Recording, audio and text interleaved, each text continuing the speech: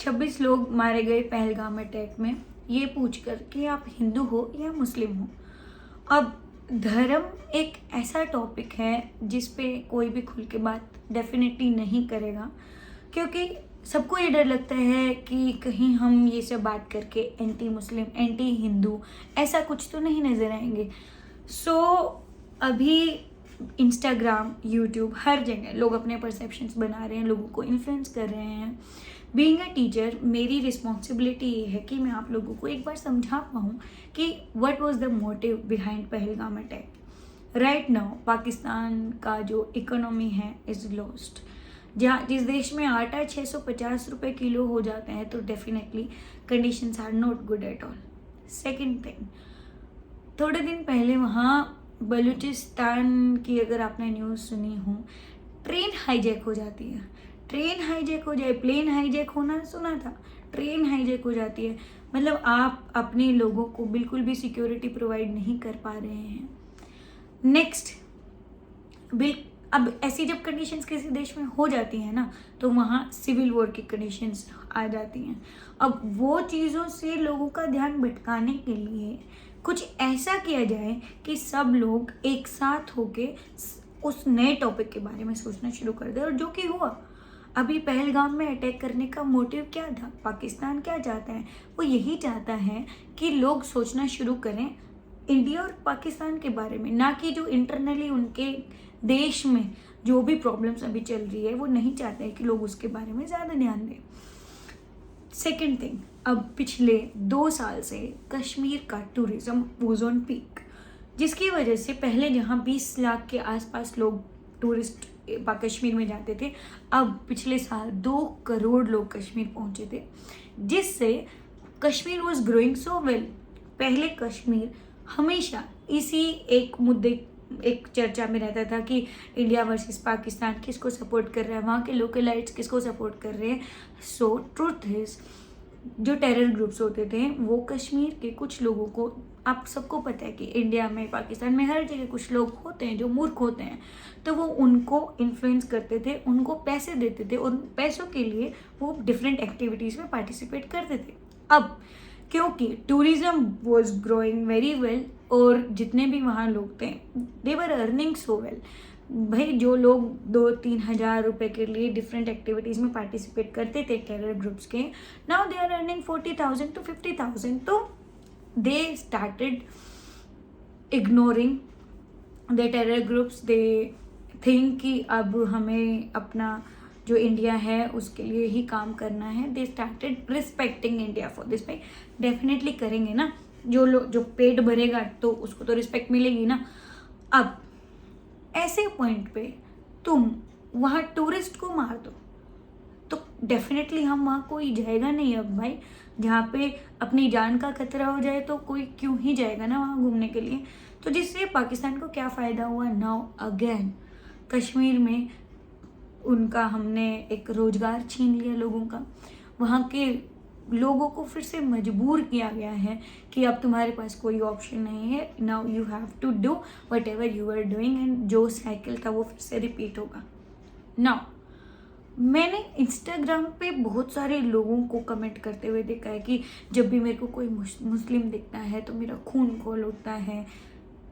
This is what they want. भाई Britishers आए थे, उन्होंने भी तो यही कहते ना कि फूट डालो नीति करो, है ना।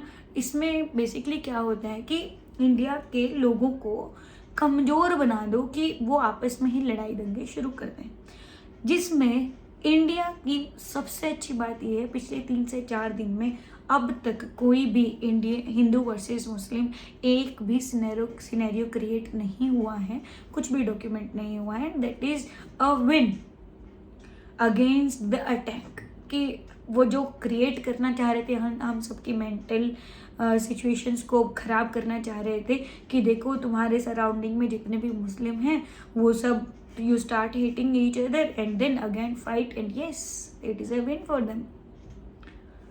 बट अभी भी कुछ लोग ऐसे हैं जो सोच रहे हैं कि this is all because of the Muslims in our surrounding, तो they are very wrong. Now अब क्योंकि 20 25 लोग जो सिविलियंस थे वो मारे गए हैं, तो हमें उनका दुख बहुत अच्छे से समझ आ रहा है। और डेफिनेटली भाई ये हमारे साथ भी हो सकता था।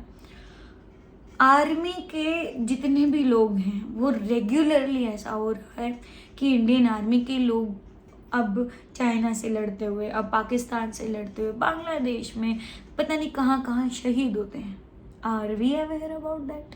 सेकेंड थिंग, हमें नहीं समझ आता है कि बीइंग ए सिविलियन मैं क्या करूँ, how I can do that, should I participate in war और what should I do. Exactly नहीं पता कि मैं मेरे लेवल पे इस चीज़ को कैसे सपोर्ट कर सकता हूँ, मैं कैसे अपने देश की हेल्प कर सकता हूँ। भाई इसमें एक चीज़ that I really want to highlight, जो भी हम इंटरनली आपस में हेट फैलाते हैं ना कि तुम महाराष्ट्र में हो तो मराठी बोलो, तुम कर्नाटका में हो तो कन्नड़ बोलो, तुम्हें नहीं तो हम पीट देंगे, ये हो जाएगा वो हो जाएगा। सेकेंड थिंग, भाई तुम लड़का हो तुम लड़की हो, तुम अलग कास्ट के हो, तुम इंटर कास्ट हो, ये हो, जहाँ पे अपना ये कास्टिज्म आ जाता है, या जहाँ पे इंटर स्टेट लोग आपस में फाइट कर रहे हैं इजीली, या जहाँ पे हिंदू मुस्लिम सिख ईसाई आपस में इजीली फाइट करना स्टार्ट कर देते हैं, वहाँ पे मुझे लगता है कि हमें स्ट्रोंग होना पड़ेगा। Stop fighting with each other. जो बॉर्डर पे जो लोग मरे हैं उनसे नहीं पूछा था कि तुम मराठी बोलते हो, तुम कन्नड़ बोलते हो, नहीं बोलते हो।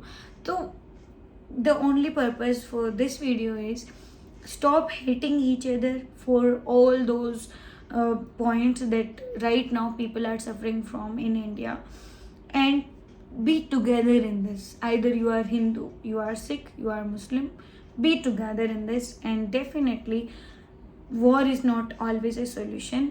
हम किसी भी देश को हराने के लिए वहाँ की इकोनॉमी को डाउन कर सकते हैं, या हम इनडायरेक्टली उसको हरा सकते हैं, जैसे इंडिया ने एक स्टेप ऑलरेडी ले भी लिया है by stopping the water of जो इंडस हमारा अलायंस था उसका पानी रोक के, वी आर डूइंग दैट।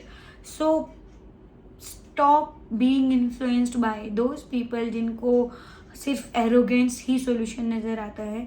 अगर ज़रूरत पड़ी तो डेफिनेटली वॉर होगा, एंड मैं बिल्कुल ये नहीं कह रही हूँ कि we will not support that, definitely we will support that, but first stop being emotional fool in this and be together in this. So, and I really want you to send this message to your family also. आप अपने जो भी आसपास के लोग हैं उन सब में भी अवेयरनेस फैलाएं कि what was the motive against this और how should we act. अब कुछ लोग वीडियो में बोलते रहते हैं we need war. तो मुझे लगता है ये कोई वाइज डिसीजन नहीं है।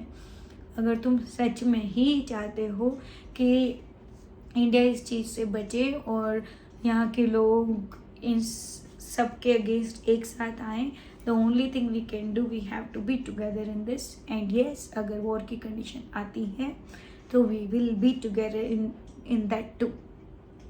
थैंक्स।